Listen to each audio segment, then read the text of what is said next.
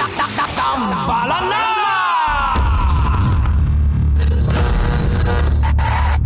Ang tambalang kumikinang.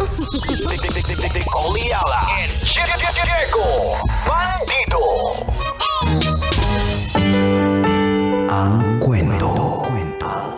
Mula sa mahiwagang burnay. Mula sa mahiwagang burnay.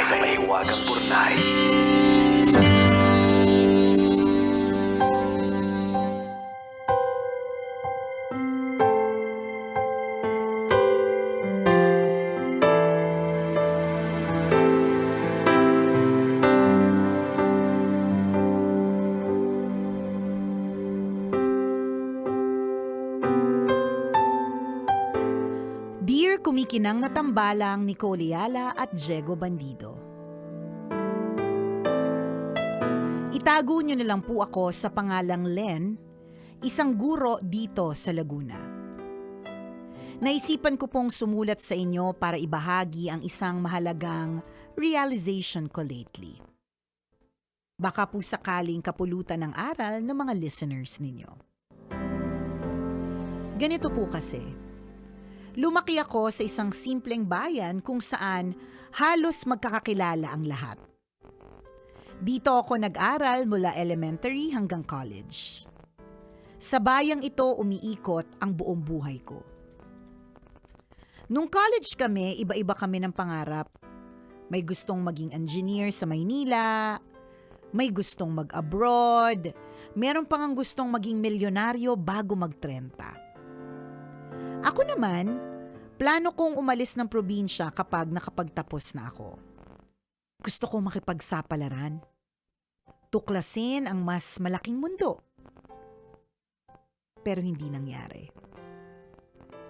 Solong anak lang kasi ako ni na mama at papa.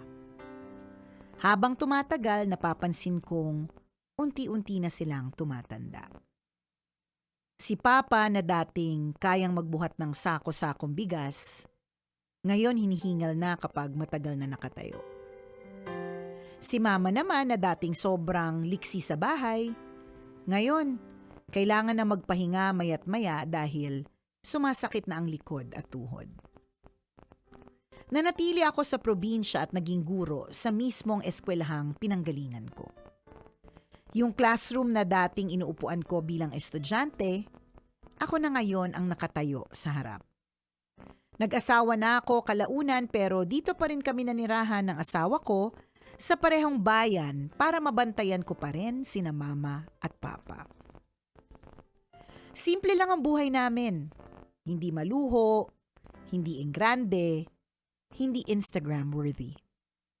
Kaya aminado akong may mga gabi talagang kine-question ko ang sarili ko. Kapag nakikita ko sa social media yung mga dati kong kaklase, di ko maiwasang mainggit. Yung isa nasa Canada na, may picture habang naglalakad sa snow. Yung isa may bagong sasakyan at sariling bahay. Yung isa naman kung saan saang restaurant kumakain kasama ang pamilya. Habang ako, eto pa rin.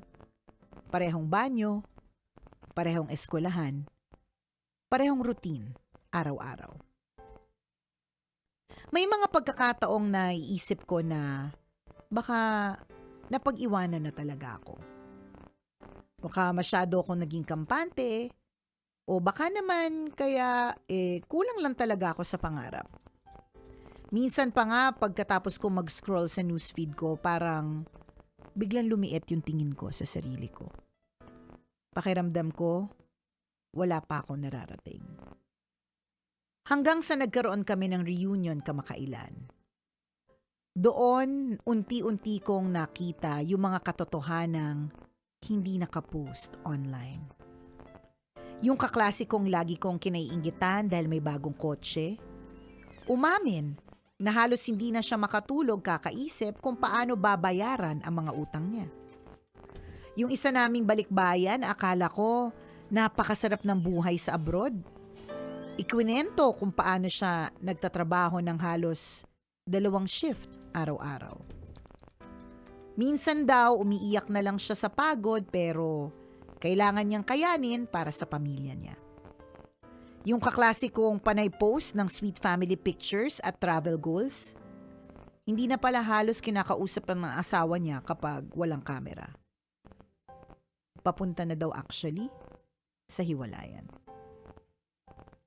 Habang nakikinig ako sa mga kwento nila, naisip ko na hindi pala talaga pare-pareho ang takbo ng buhay.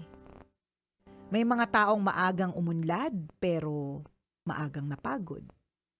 May mga taong mukhang masaya online pero wasak pala talaga sa totoong buhay. May mga taong malayo na ang narating pero sinakripisyo ang oras sa pamilya.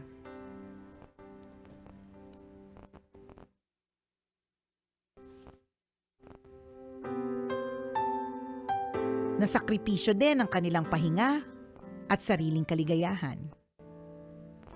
Hindi man ako mayaman, hindi man ako nakakapag-post ng travel photos buwan-buwan at hindi man glamorous ang buhay ko. Araw-araw ko namang kasama ang pamilya ko.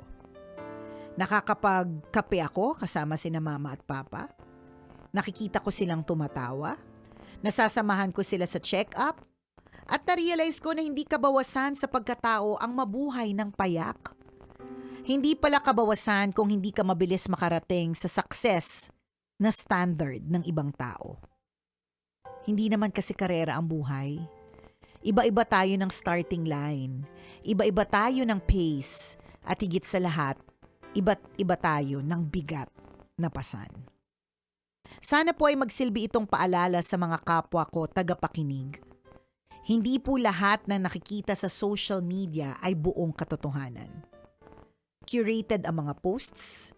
Pinipili lang ng marami kung anong bahagi ng buhay nila ang gusto nilang ipakita. Huwag nating maliitin ang sarili dahil hindi lang tayo kasing bilis ng iba. Hindi sukatan ng tagumpay ang dami ng stamp sa passport, ang laki ng bahay, o kinang ng buhay online. Minsan, ang tunay na successful ay yung taong payapa pag natutulog sa gabi at kontento sa buhay sa kung ano ang meron siya. Salamat po sa pagbasa ng sulat ko.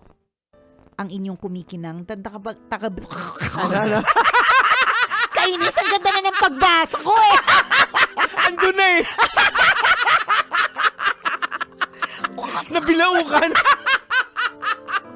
Ano ba yan? Nakakainis naman. Nag-uunahan na naman ng mga Nicoleala sa utak mo. Oo, sa utak ko kasi hindi ko alam kung anong gustong sabihin eh.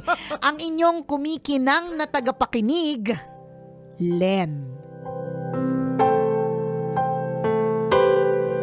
Teacher Len, maraming salamat sa Correct. iyong kwento. Thank you so much, Diego Bandido, for saying Teacher Len. Una, doon natin i-focus yung pagpapasalamat kay Teacher Len. Yes. Kasi hanggat may mga taong katulad mo na gustong bumalik sa pinanggalingan at gusto pa ring magturo sa kanilang pinanggalingan, hanggat may mga taong tulad mo, marami ang magiging magandang produkto nito. Marami ang magiging doktor, Yes. marami ang magiging engineer, marami ang magiging social media creator, influencer, magagaling creative sa mga ahensya, ganyan, nang dahil sa mga nagtuturo. Kaya Ayan. mabuhay ka, Teacher Len, and salamat. Thank diba? you for teaching us. Correct Diba? ka. Wala pong DJ, walang magaling na administrator, walang CEO na Tama. magaling, walang manager, supervisor, and strengths coach. Kung wala siyang coach, Tama. kung wala siyang teacher. Tama. 'Di ba? Walang basketballista Oo.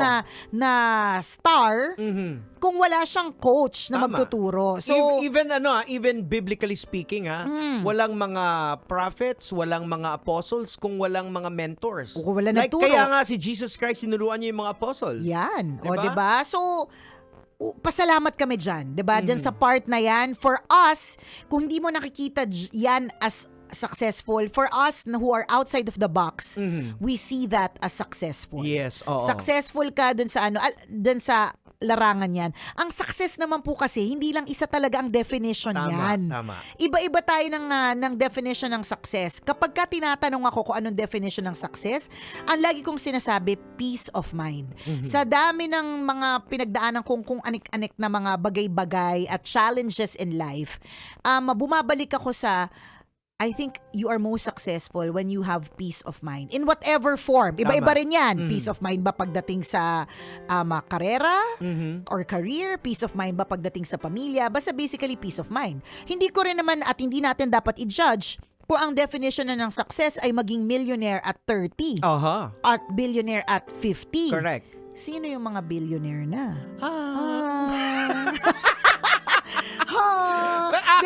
Diba? Iba-iba ng definition ng success Totoo. Kanina nung pinapakinggan ko habang binabasa mo ni Nicole yung ang daming mga ideas na naman na sumasabog sa utak ko. Kaya sabi ko baka makalimutan ko to. Kaya ni-note ko, sabi ko na your success is defined by where you are right now.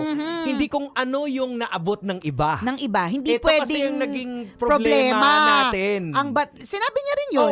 Which sa umpisa, ito yung naging basehan ni Teacher Ling kasi parang nale-left out siya. Correct. Na parang Kasi napag-iwanan.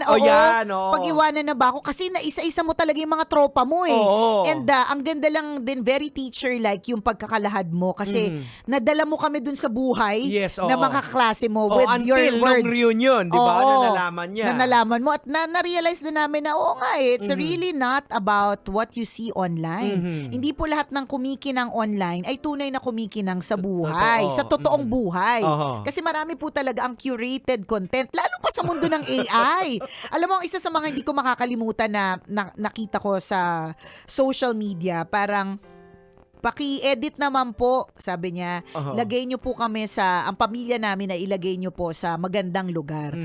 I think umabot ito ng mga 18,000 comments. Pilipino yun eh. Tapos ang original photo is nanay, tatay, 3 anak. Tapos ang background nila ay barong-barong. So napakasimple, napakapayak ng buhay.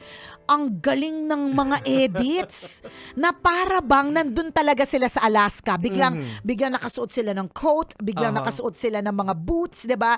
Biglang ang ganda ng mga background ganyan. So bakit ko to sinasabi? It's easy to create something online. Lalo to na create ngayon, an illusion. diba? Correct. Sabi ko nga sa'yo dun sa 18,000 comments na yun, halos lahat AI na para bang totoo. Na kung ikaw ay hindi sanay, alam mo kagad eh. Alam mo kagad na grabe, sumakses na talaga siya sa buhay. Correct. 'Di ba? Pero kung sanay ka, alam mong posibleng AI to. Ibig sabihin, everything might be curated. Hindi naman lahat. Siguro madami din naman diyang totoo, 'di ba? Pero madami din naman diyan na curated lang. Ibig sabihin, ginawa lang for the Instagram, ginawa for the gram to make sure lang na maganda yung feed, 'di ba? Yung mga ganon. Meron ako isang friend na ganyan, Jegs. Yung kanyang Instagram account, sobrang isa lang yung you or shade. Parang basta isa lang siya, mahilig kasi siya magdagat. So kahit na yung mga dagat na napupuntahan niya na hindi talaga maganda, pag pinost niya, dahil may look yung yung page niya na certain kind of blue, akala mo talaga nasa Maldives. Akala mo talaga nasa Balabac Island. Alam mo yun na sobrang ganda. Why am I saying this? Kasi curated. Ginawa, Totoo. inayos. Pero nakita ko yung beach na yun, hindi ganun yun eh. Diba? Kasi So, hindi natin pwedeng basihan. Lahat naman sa social media, you want the best eh. Correct. Hindi ka naman maglalagay ng mga alanganin. Kaya nga, kinukurate yung picture, Yan. di ba? Yung mga purse, di ba? True. Wala nang ano. Diba? Ay, nako! Nabitin tayo, Teacher Oo. Len. Pag-usapan natin to sa podcast. Tama!